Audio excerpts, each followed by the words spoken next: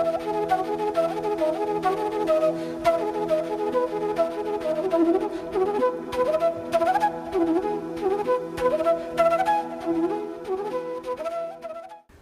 afternoon. Welcome to EduSet Network. Friend, as you know, we are discussing export-import management. In a study lecture, we discussed the financial procedures followed in the export-import management and how to take up the orders. Today, we are going to discuss a very important aspect, the execution of the orders and many other nitty-gritty involved with the export-import management. And for discussion on this very topic, we have in the studio Professor Nadra Chaturvedi, 1975 batch IIM alumni. Chaturvedi have worked in different capacity at different organization. So, and also presently involved in academics. So, I hope his knowledge and experience and also the way of teaching will help us to understand the nitty-gritty of export-import management in a new perspective. So, on your behalf, I welcome Professor Chaturvedi for EduSet lecture. Welcome you, ma'am. Thank you, sir. And good afternoon, listeners. It is good to be back. Today, we will do another part of the program. Till yesterday, we had studied how to get the export order and how to finance it and what to look out in the financial aspects, accounting aspects, particularly costing and pricing aspects. Once the price is finalized and your buyer is happy with your product sample, he will be happy to give you the export order. But this is only half the journey. The main export order execution is the biggest story. We fail or we succeed depending on how we can handle the actual execution or delivery of the product or service that we have promised. It means from the beginning of the order received till the end of the journey, till the goods are shipped or the customer has received it and is satisfied with the service that we are giving. Sometimes it also means after sales service of the product in terms of finishing or any damage control. So this is the heart of the entire export business. Let us break this down into its components for detailed study. We will break down the execution in the following sections. First will be merchandising. Merchandising is a special department which does the costing and finalizes the terms of the contract. Then we will do product specifications and studying its features. Then we will do the product planning or production planning, capacity planning, export finance, quality, labeling and marking, packing, packaging, warehousing, excise and custom clearance, local logistics, insurance and risk cover, shipping, post-shipping documentation and pre-shipment documentation, finally negotiation of documents. Let's go forward into area by area. We are breaking this down so that it is easy for us to understand the different activities that are linked to the export. Let's take up merchandising. What is merchandising? Merchandising is the sampling department of an export house. It is a separate cell completely, unlike just R&D or technical department, which is only making the product. But in merchandising, the technical aspects and the commercial aspects, the marketing aspects and the production aspects, all these come together under one head called the merchandiser. These are technical and commercially trained people who know the business from every side of it. Merchandiser will first make the sample from anything, whether it is, if you are exporting rice, they will go and select various sources of rice. They will evaluate it by cooking it, cleaning it, checking the durability. If you are making, let us say, we will go back to our garment story. Let's suppose you are making some dresses or trousers or skirts. They will check the fabric. They will put up in the correct size. They will make it as per the style of the buyer. They will see the other inputs like buttons, threads, zippers. They will collect it and get it approved. So, first of all, they will be doing the actual product sample. Simultaneously, they are also continuously doing the costing of it, because there is no use if you cannot make money or profits. anything that you do is linked with the cost, and the buyer has to be willing to pay the price, as we discussed yesterday, over and above your cost, so that you have some profit margin. So the merchandising department is continuously evaluating and checking which is the best way that we can meet the buyer's requirement with the minimum cost and acceptable quality. You can give the highest quality, but that is not the end of the story unless you make it money. So the costing department comes in next. As we saw yesterday, costing or pricing, both together, are linked to the process of delivery in an export order, unlike in a domestic order. Domestic order, very simple. You make something, you give it to the distributor or the retailer, and he will sell it in the domestic market. But in case of export orders, the terms of delivery are very, very crucial, as we have seen yesterday. We will go through that in a detailed example so that we understand the costing. But basically what we need to know is whether the goods are going to go ex factory, that means just outside your gate, or they have to be delivered stage by stage until it reaches the customer in his warehouse or the port of entry in the imported country. So all this exercise is done by the merchandising department, and once we are satisfied ourselves, we will give this offer to the importer, who will then say, okay, I like this company, I like this product, and please make X quantity, or please make this for me in this time on these terms. Then that is when he will release the export order or a buying order. Now you are in business. So that is the first thing. When you get the export order, the very first thing that you do before you start making is study it in detail. Every single term should be in detail. Every single term. Every single term should be clearly visible. You should understand it so that there is no difference. Let us go back to the terms of payment and pricing that we were discussing. Let us take this example. It is important because we should study what is our duty, where is our role finishing. Is it finishing at the factory or is it finishing at the end point? Accordingly, the expenditure will go up, and also the production planning or the execution of the order will be complete only when you complete what you have promised. The first stage is X works. That means your goods are made and delivered at the gate of your business unit or the exporters unit. Suppose, let's just say you're making a consignment and the cost is $6,000 here. The next term is called FAS, free along ship. That means you will pick up the goods and transport them till the docks where they will be shipped out, which means you are incurring transportation expenditure, let us say of about $300. So your cost now is $6,300. The next is FOB, free on board. That means you are doing the export clearance and the document clearance, the port clearance at the docks also, but you are not paying for freight. Let us say this costs you another $200. For example, now your cost is $6,500 for the consignment. But the buyer says, no, please pick the freight also. He is very smart. If you are late, you will have to do air freight. So you must say C and F by sea. Sea meaning it will go by ship. Airway bill always costs more. So the term is C and F, or cost and freight. Let us say this goes another $500. Now your consignment is worth $7,000. But something can go wrong, so you want to insure it. So you say, okay, I will give you CIF. I stands for insurance. Let us say that is another $100. So the CIF price is $7,100. But the buyer is saying, no, please give it to me in my port of entry. Let us say that is New York.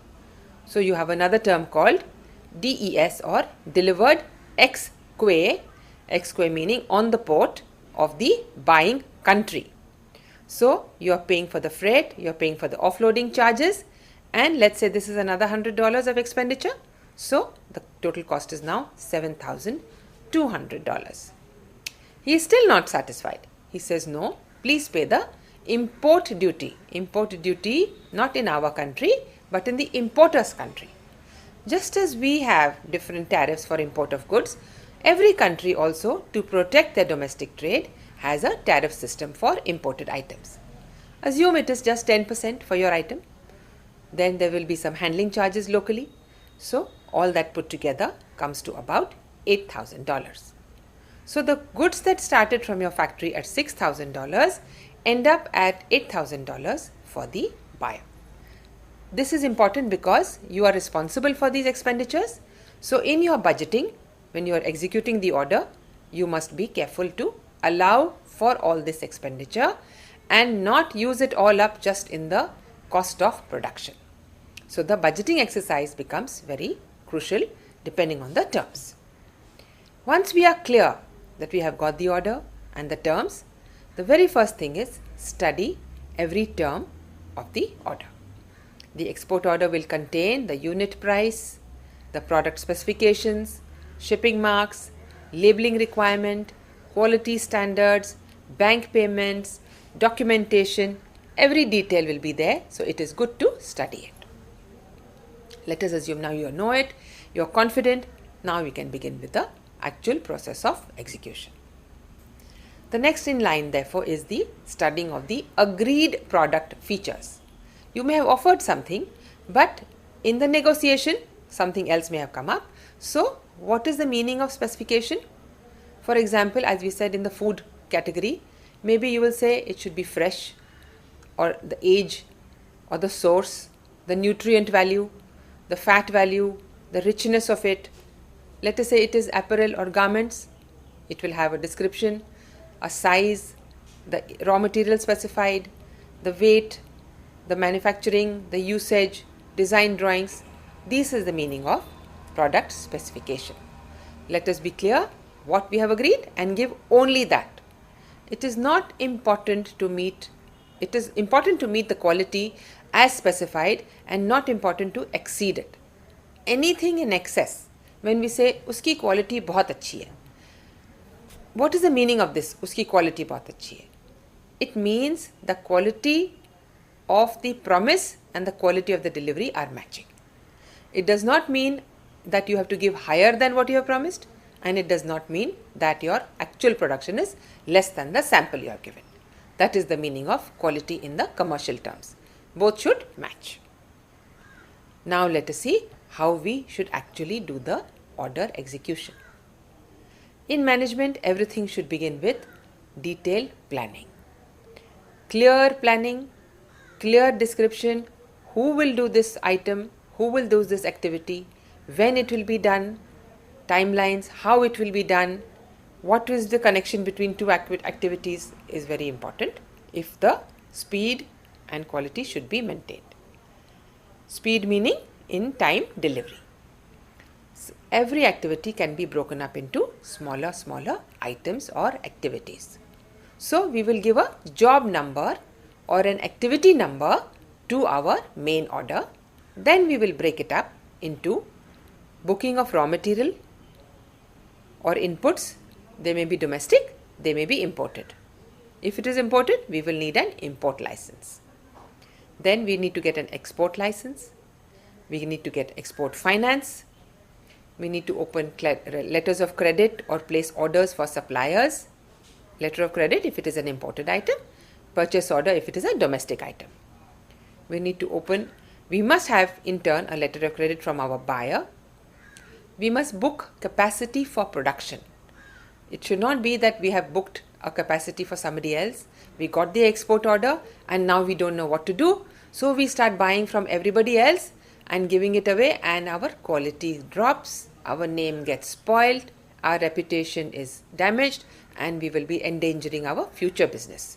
So when we give the order, when we take an order, we must be sure what is the time period, what is the time slot we have planned with the buyer. Sometimes we go wrong here because the buyer has booked a capacity in, let's say, May, but the order comes in June and by then you are left with nothing. So capacity booking is one important part. Getting the machines if you need special machines, labor and skilled manpower is the other item. The labels for the orders are important. Booking the space on the ships is important. Here you can appoint clearing and forwarding agents. Getting the truck and the local logistics space. Shipping space is extremely important because sometimes the goods may be ready, but you will not get the shipping space. Then comes the domestic sourcing. Let us see sourcing in details. Sometimes the labels will come from the buyer, but the cloth and the raw material you have to get. Many orders for exports depend on domestic inputs, but some of the buyers prefer specified sources of supply for intermediary. Let's say you're making a skirt, they want the zippers, which is an important item, to come from Korea. They want the buttons, let's say, to come from Germany. They want part of the fabric to come from Turkey. So you will be dealing with many countries and registered suppliers for the inputs. You cannot just begin and place an order and import it. No, there is certain nomenclature, there is certain procedures to be followed. Let us spend a few minutes on this. It is not that it is banned and that you cannot do it, but the EXIM policy, the export-import policy of the government, which is released every year or every 5 years and refined each year, specifies lists of items which are allowed for import freely or allowed for import with certain restrictions. If it is non-restricted, there is no problem. You can just get the goods. You can place an order, no need of a license, and you import it. But here again you will have two problems. Either there will be duty to be paid, duty meaning custom duty, import duty to be paid, which you may not afford in your export order, which means even if it is allowed freely for import, you may want to avoid payment of duty, and there are rules for this. There is an allowance, there is a method by which you can not pay the duty. Suppose you still want to pay the duty, you are allowed to do that also and claim it back once the exports are completed in the form of duty drawback or incentives. Let us go in all the three options. The first thing is to understand, therefore, whether the item is restricted or unrestricted. If it is unrestricted, as we said, you have two choices: to import freely or paying duty. If it is restricted, you have to apply for an import license with the Directorate General of Foreign Trade, DGFT as it is called, or every state has its regional licensing authority, and all you need to do is make an application. There is a bank draft to be made. There is a letter that you must attach from your buyer, the export order or the letter of credit, and if the government is just sincerely, they think that you are capable, they will give you the license. Now the next is two kinds of licenses: duty-free license or advance license. This by its very name means you can get the material in advance of the export without payment of duty on the goods. Now these goods which will come in have to have certain percentages of value addition. Value addition means आपने कुछ खरीदा, उसको दोबारा बेचा, the selling value should be more than the purchase value. How much more? About 125% of the FOB value. That is the terms. How will you get a duty-free license? It is based on the past performance of the export unit, a percentage of the exporter's performance in the previous years. Suppose you are a fresh exporter, you don't have any past performance, then also you can get it, but there will be certain bonds to be given. Now when you get some goods without duty, you will have to pay duty, you have to make bonds, and you can also have a duty exemption certificate which you have to fulfill by the input-output norms. Basically it means you can import something for re-export with a confirmed purchase order by license. Do not pay the duty in the beginning. When you re-export, the government will calculate, okay, the goods have gone back, the country has earned foreign exchange, more than the cost of the imports. So there is a positive net foreign exchange in the country. Let us see therefore the other scheme called Duty Exemption Entitlement Scheme Certificate, or the DESC scheme. Here also you can either get capital goods meaning machinery to make something, or you can get raw materials and you say, I am not paying the duty, but I promise that in the next year, 6 months, 3 years, 4 years, depending on the bond, I will send the goods back. Then these goods are stored under bond. That means, and against a surety, you will give a financial security to the government. You can withdraw from the bonded warehouse, and you can utilize them and re-export. Who checks it? How will you know? You import it, you can do anything. No, it is not like that.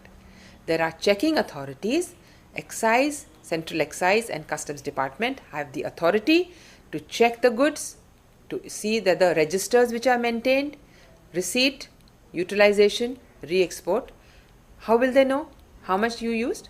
There is a ratio of input-output norms which is published in the books of exim policy from time to time. So, is it always so difficult? There is an easier way out, but even to reach that we need some background, some performance, some history. Such units are called EOU, or Export-Oriented Units. They may be in export promotion zones, they may be special economic zones, they may be 100% EOU, they may be even trading, not manufacturing but trading houses, star trading houses. These people are certified by government as professional exporters, authentic exporters, and they get the facility of waiving of licenses, which means no administration problems. They can just import, keep it in that zone. It is duty-free zone. Everything there, right from the workers, all the facilities are all duty-free, and the exports, etc., are easily streamlined. That is the advantage of locating in a EPZ or a special zone. Let us say now you have planned for all the material and you are knowing the vendors. Domestic is easy. You may have your network. Suppose you don't know where to go. There are two methods. Either you go back to your buyer, he tells you where to go, or you have your own network, you're in business always, or there are websites, there are directories. There is one directory of Kothari's directory and guide, commercial guide in India. Then the export promotion councils have the guides. So literature and sources are available. Sometimes there are trade fairs. Look out for the vendors there. Look out for advertising. So if you're in business, you have to be sharp. So sourcing is no problem. Whenever the buyer is particular, please do not compromise with the source, particularly in terms of labels or markings or anything of that nature, because that is what the customer will be feeling. Let us come to the next part called capacity planning. As we mentioned earlier, capacity to produce bulk goods is special. Domestic production planning, even if you're a little late, you can get away with it. But the losses, the penalties, the dangers, the risks of missing out delivery because of poor planning and capacity can be very, very dangerous. You may lose your licenses. You may have to forego the bond you have given the government. You may lose the order and the LC, your credibility. There may be even some damage clauses which the foreign buyer can claim for non-delivery. So it is very important that you do advanced planning. It is critical, not after you receive the order, but before you receive the order. Now you will think, why should I do it before? Suppose I do not get the order. That is the risk you will take, but it is a contingency planning. In case I got the order, you must tell your suppliers, your helpers, your team members, please be ready. I will tell you by so and so date. That is where the validity of an offer comes in. We have heard this offer valid for 30 days. This offer valid for 60 days. You say, "Arey rehne do. Agle mahine aayega, he'll give me the same price." It is not the price validity which is important. Behind this, it is the capacity validity also which the exporter is talking about. Then we come to the lead time in planning. Lead time meaning the total time required to produce a goods. Not just capacity booking, but the actual time of production. Sometimes you may have own capacity, sometimes you may need to outsource. Outsource means buy additional capacity from another source. Then capacity also means booking space on the ship or the local transportation.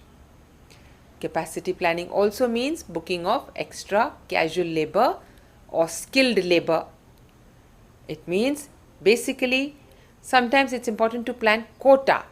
Some items have a quota for export. Every country is protecting its domestic industry from anti-dumping laws. Anti-dumping means, just as we see, sometimes our market is full of Chinese toys. At Diwali we see all the diyas, all the Ganeshjis are coming from China. And our local produce, our local craftsmen have really lost business.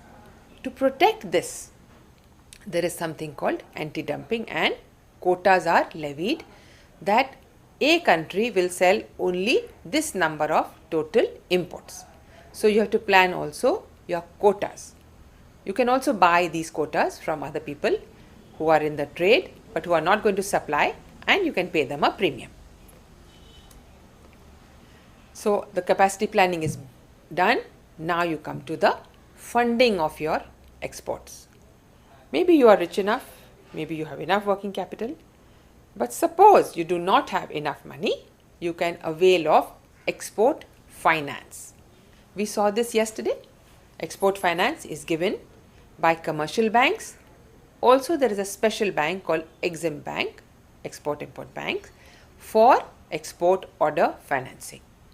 This financing can be in two parts, pre-shipment and post-shipment. You can also get credit from your suppliers. If they are willing to hold your hand, tell them, I am opening an order with you for, let's say, 4 months credit, but I will supply my goods to the buyer in 3 months. I will get my money and you can get paid. Whatever credit you get will help you. The commercial banks and Exim Bank have certain method of giving finance. This is called maximum permissible bank finance. Margins are maintained. Typically, working capital financing means a part of your current assets or a part of your working capital margin, which is current assets minus current liabilities, is financed by the bankers. In exports, the current liabilities are there, but the current assets, meaning the accounts receivable due to export, is not taken. Thereby, more money is lent by the bank. In simple terms, the margin is less and the financing is more. Typically, duration is 6 to 9 months, because everybody assumes, even if you are in the agricultural line, even if you are in the consultancy line, or unless it's a turnkey project of 3 years or 2 years, accordingly then you will get a longer term finance. So if the turnaround of your export order is within 6 months, that is adequate, and the government assumes you will buy and sell, recover your money and repay the bank. So export finance is to be arranged only if you need it. If you can manage by your supplier's credit, there is no need to take on the burden of extra interest. Let us come to the crucial part now. Assuming you've got the money, you have placed your orders now on everybody, you have planned your production capacities, you have got the labor, you have got the equipment and machinery. Now you start producing the goods. You start buying it or acquiring it or converting the raw material. The big question, export quality, we see that. Export reject, export surplus, ये कहाँ से आता है? This comes, export reject comes from consignments which are rejected for quality discrepancies by the buyer. Accepting a quality or order on the basis of quality is a very important exercise. So can we just produce and tell the buyer, please accept it, next time I will not do this, I am sorry I did this, कोई बात नहीं, deviation कर दो, कोई बात नहीं, discount दे दूंगा, seconds में बेच देंगे. That is not how it happens. the sheer size, इतने ज़्यादा pieces होते हैं that you cannot sell it in the domestic market unless it goes literally रद्दी की तरह. So quality has to be managed from the first stage. You have to check quality in the beginning from the raw material. Check the quality while it is in process, midway inspection. Check the quality on the final product, final inspection. Not only that, even after packing you should check the quality.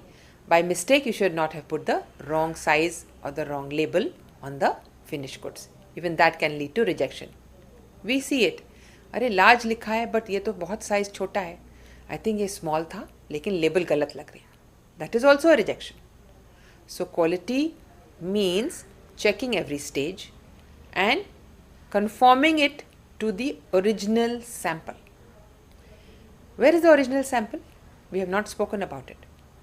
The merchandising department, when they are freezing or offering the order, makes a set of samples, duplicates, about 6, 7, sometimes 10.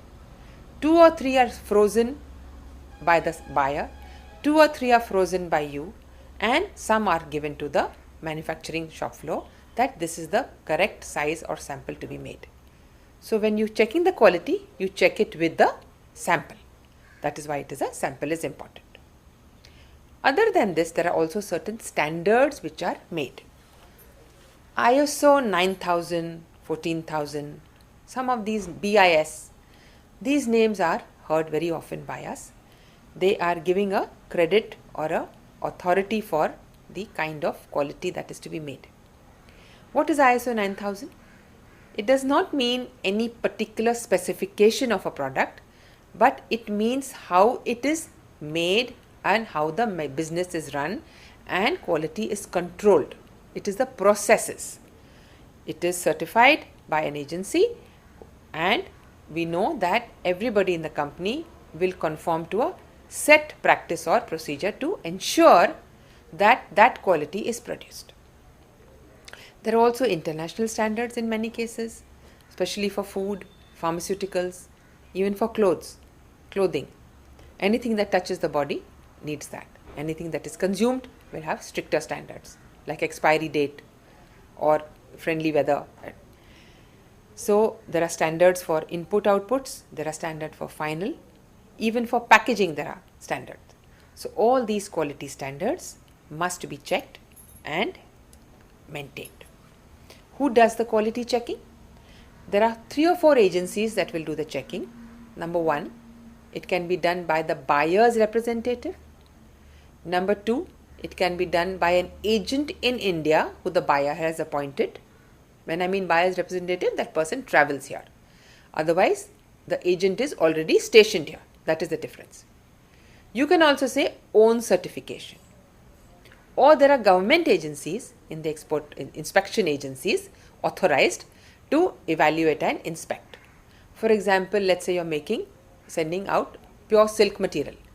There will be a silk board who will come and validate it. The coir board will validate the coir. The spices board will certify the authentication of the spices. The AEPC will certify the quality of your fabrics. So there is a third party valuation also. You can do whatever the buyer wants you to do. Once you are satisfied that your quality is good, let us see now the next part of the production process. Thousands and thousands of goods you are making, thousands of units are being produced. How do you know which one is what? I am so confused when I go to a shop floor. Imagine when a buyer comes, when you go to a shop to buy something, how do you go and select? Let's say you want to buy a jacket, you want to buy a sweater.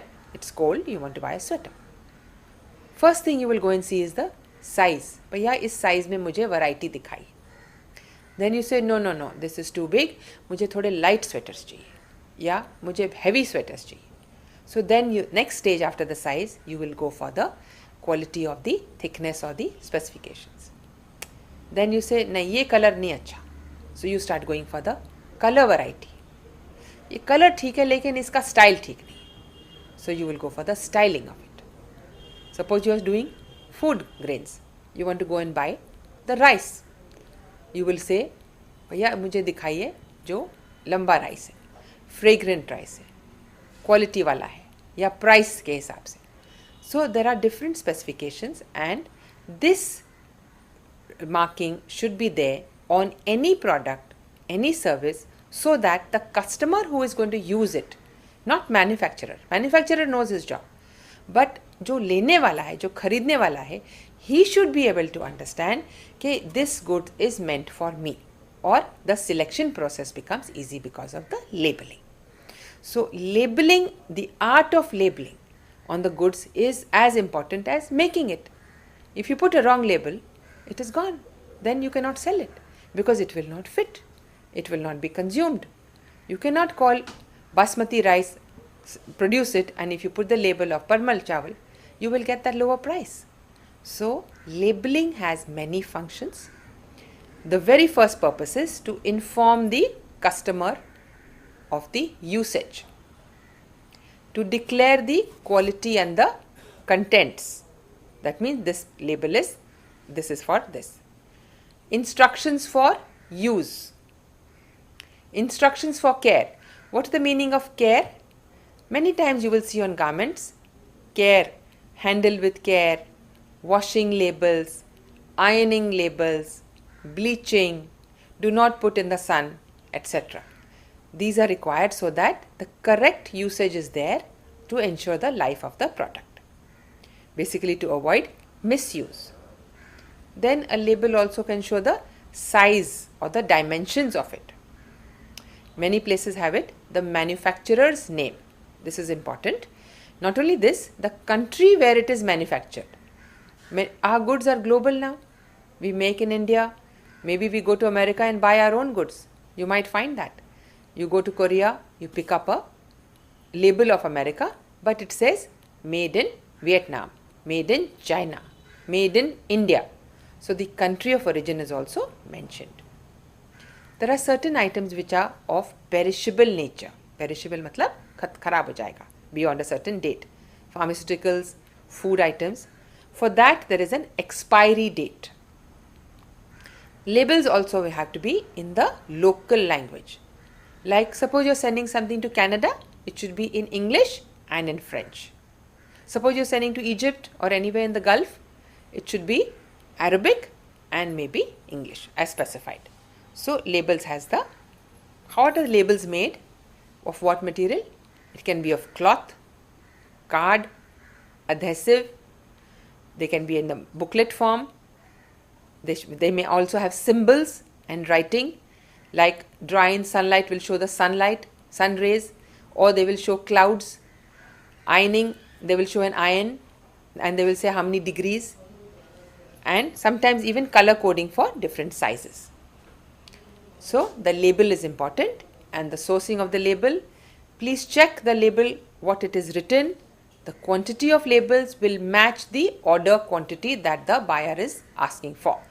They will never give you more labels because you can put this label on a bad quality garment and sell it for the same price. Label is that important.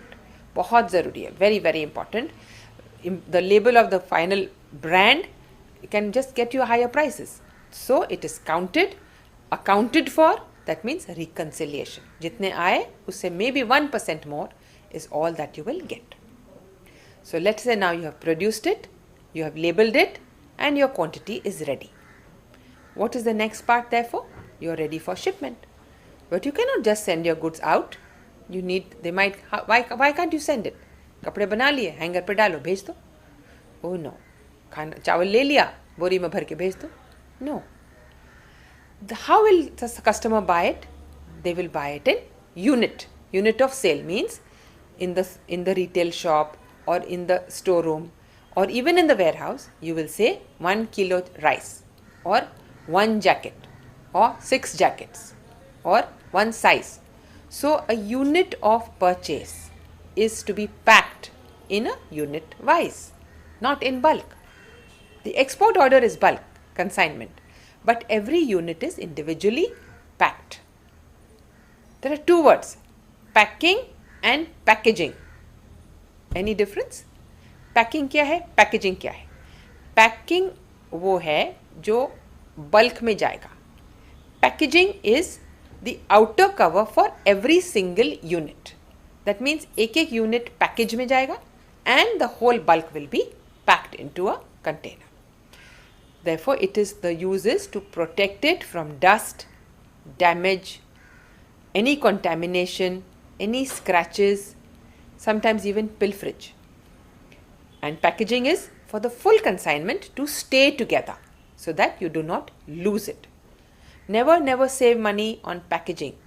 It is as important as your basic item. Treat it like an investment so that it does not get lost in or damaged in transit. What are the purposes therefore of packing? एक होता है technical, दूसरा होता है promotional. Technical meaning for reasons of safety or lack of damage, etc. Safety in transit, ease of transportation, to avoid any pilferage, to help in reloading. Promotional will be, it should look attractive and it should be easy to identify. What are packaging typically materials? It can be, you will see, mostly it is plastic. But some places plastic is not allowed to go on the customer shelf. Plastic has to be recycled, and the world over there is a movement to save plastic. But still there is no substitute. At least in transit packaging, plastic is still used. So you can have plastic, cloth, wood, paper, thermocol, cardboard, bubble, any combination of all these, like shrink packing or bubble packing. You have a cardboard on the back and the plastic on the top. So you can have a combination also. The other functions which packaging helps is barcoding, identification of the cargo because you can mark it, loading and offloading, shipping instructions, even handling instructions, and sometimes the destination. Okay, so there are many functions of this. When we say handling, we also mean markings. Other than labels, there are some markings to be made on the packaged cargo. Marking means ऊपर से मार्का लगता है. This can be on the crate, wooden crate, or it can be on individual cardboard boxes. Markings क्यों होती हैं? 3 typical reasons. Number 1, shipping marks. Shipping marks means it shows where this cargo should be going, destination. ऐसे ना हो कि you wanted to go to New York और वो चला गया UK. So on every carton, externally, packing label is inside, but marking is on the outer box. They will write destination New York. Reloading, maybe it is stopping at Frankfurt. So they will say via Frankfurt, like that. Second is information, basic information that what is contained inside the box. It should not be contraband, or it should not be not allowed in that country. Some countries are particular, they will not allow certain goods to land in their places. So they want to know what is the contents, what is the quantity, etc. The third, when the goods are going from place to place, you have no idea how much they get pushed around. And you will find when you receive something, it is slipped off, broken, torn. That is because of mishandling. Mishandling means, handling क्या है फिर? Handling is from place to place, from your factory to the ship truck, from the truck to the port, from the port to the docks, from the docks again reload on the ship, again offload in transit, again reload on the local truck, etc., etc. So handling is done at many stages. So handling instructions are important. They will say this side up. Sometimes there is an arrow. Handle with care. They will show a glass breaking. They will show an umbrella. It should not get wet. If it is dangerous, it will explain, etc. If there is any sharp marking. So markings helps you for shipping, handling and content information. As we said, the agencies are voluntary as well as compulsory. Voluntary is when you do everything, inspection and marking. Compulsory is required. Why? Remember, we are in the global trade, international trade. You can cheat, you cannot even see your buyer. The buyer cannot see you. Customer cannot see you. But more than your conscience, there has to be some regulations. Therefore, there are independent government designated agencies called inspection councils who will do the marking and inspection. There is another element in this whole execution of order called warehousing. It is a small element but important because it consists of storage of the goods. Since you are dealing in bulk production, bulk items, it cannot remain on the production floor or in the farmer's yard. It has to be collected over a period of time and it should be ready in one consignment in bulk to go. So the warehouse or the storehouse is a place where goods for export are stored. Now warehouse can also mean imported raw material and finished goods. Warehouse can be private or it can be public, meaning government warehouse. Warehouse can be duty paid or duty free, which is called bonded warehouse. So there are a variety of warehouses and you may need them for keeping your inventory, keeping your finished goods, helping the excise department to check it, or helping also in the loading of trucks, etc. So there are several uses of the warehousing. Once the goods are ready in the warehouse, packed, packaged and ready for dispatch, comes the next item or clearance of goods from the excise department without payment of local excise duty. Typically, any goods, जो भी बिकेगा India में, it has to be paid, excise duty paid and then clearance. Even if there is zero excise duty, you still have to get a clearance. If it is 1%, you still have to get a excise duty payment and clearance. But for exports, the government has given an incentive that there will not be any local excise duty charged. You will be able to bear competition and sell it on net of excise duty so that you are meeting the global requirement of prices. Remember, import duty is paid in the importing country, which adds on to the cost, as we saw in the earlier example. So, excise department has the authority to clear the goods for domestic consumption, for exports. They will come, you have to invite them. Within 24 hours of your invitation, they will come, check the goods and say, okay, the input-output norms are cleared. Remember what is input-output? जब आपने खरीदा था without payment of duty, you had made a promise to government, I will re-export on a positive value addition. मतलब the net foreign exchange that I will earn is more than the excise duty or more than the cost of goods. So excise department comes and clears it and allows you, and they say okay, they will sign something called an AR4, a document which tells you okay, you can clear and continue for customs. This is a very important exercise and the relationship with the excise officer is important.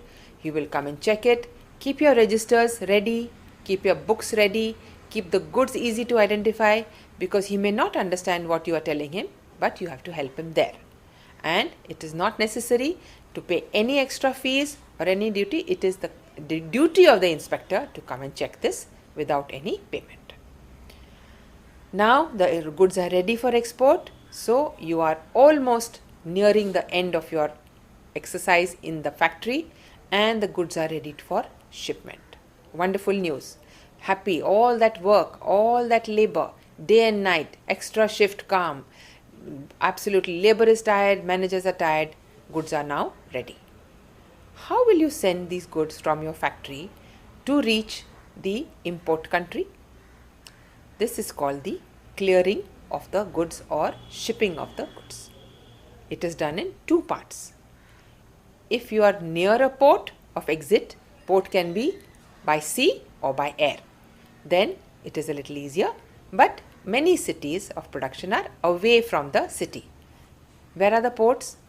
Chennai, Gujarat, Kandla, Bombay, there are Calcutta. Now, if you are in Delhi, if you are in Gurgaon, if you are in Jaipur, if you are in Raipur, then you have to send the goods from your factory to the place of the sea or the ships. This is called inland transport. What are the processes? lots of processes for clearance and shipment. This can be handled by something called clearing and forwarding agents.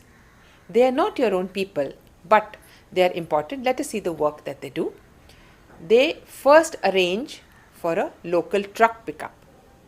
They arrange to book the container, or they will give you the container on your doorstep. They will book the space in the shipping line or the aircraft. They will help you to clear the goods. You are doing the clearance from excise, but they will help the goods clearance from customs. They will load the goods in the port, offload it from the truck, reload it on the ship. They will arrange to get all the documents cleared by customs, ready for bank. When the ship master receives it, the shipping mate as he is called, he will give a receipt of the goods. Now he is in possession of your valuable cargo. Still, you will cover it by marine insurance. They will do this for you. They can either take it from ECGC or any general insurance cover company. They will check the physical documents and the cargo.